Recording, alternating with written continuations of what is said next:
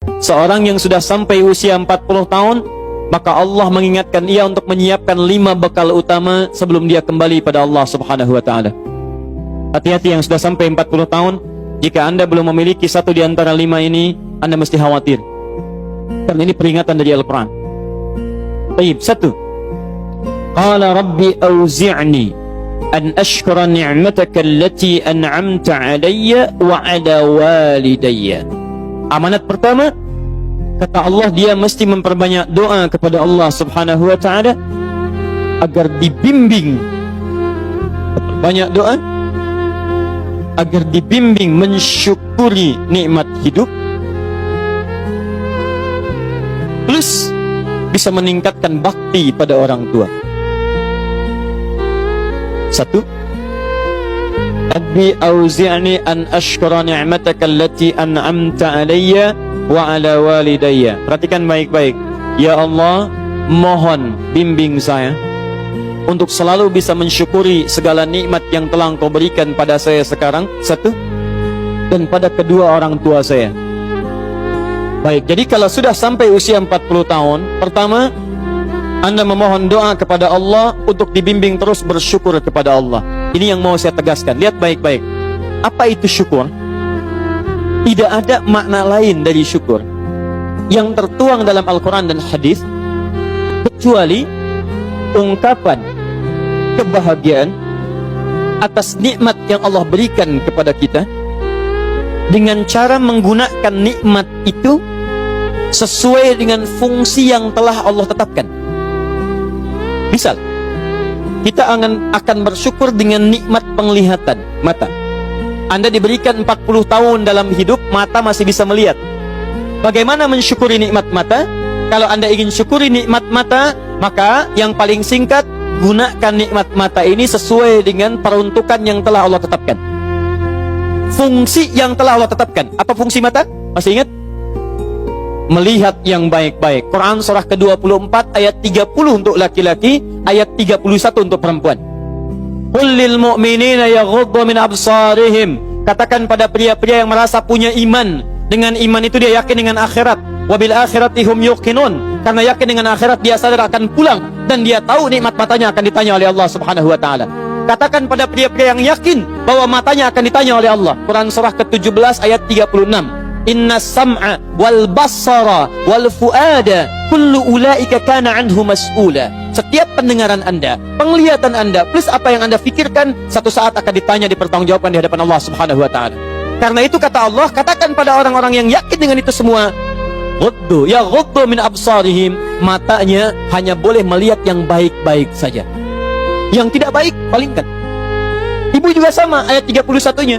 Wa kullil mu'minati yaghdudna min absarihinna. Katakan pada perempuan yang merasa yakin dengan Allah, yakin akan pulang, yakin akan ditanya, matanya hanya boleh melihat yang baik-baik saja menurut Allah. Yang tidak baik, palingkan. Di ghaddul basar itu bukan nggak boleh lihat, Pak. Ghaddul basar itu silahkan lihat, tapi ketika yang dilihat tidak baik menurut Allah, maka palingkan dari itu semua. Ini tidak tepat, teman-teman sekalian. Anda hanya mengucapkan alhamdulillah ya, sampai sekarang penglihatan masih baik. Belum cukup. Baik itu dipakai lihat apa? Penglihatannya baik, tapi masalahnya yang dilihat baik tidak. Itu poinnya. Maaf, ada anak usia 4 tahun, Bu, Pak, tidak bisa melihat. Dalam tidak bisa melihatnya, dia masih mau menghafal Al-Quran. Namanya Mu'af. Tinggalnya di Asyut, adanya di Kaira, negaranya Mesir. Matanya nggak bisa lihat, tapi dia sampaikan pada bapaknya, Pak, saya ingin menghafal Quran. Saya ingin menghafal Quran. Kata bapaknya, kamu yakin? Saya yakin. Baik, keluarga sederhana, punya cuman motor yang sangat luar biasa tidak bagusnya. Dimodifikasi dashboardnya, menempuh jarak kisaran 20 km. Datang pada syekhnya, bapaknya kemudian membonceng, muadnya di belakang. Teman-teman sekalian, setiap berangkat datang pada syekh, dapat hafalan baru, bapaknya tulis ayatnya, disimpan di dashboardnya. Di jalan lihat ke sini, lihat ke jalan, lihat ke sini, lihat ke jalan. Mu'adz bacakan ayatnya, bapaknya mendengarnya. Secara singkat, tiba-tiba setelah itu fasenya berakhir, jadilah anak ini hafal Quran.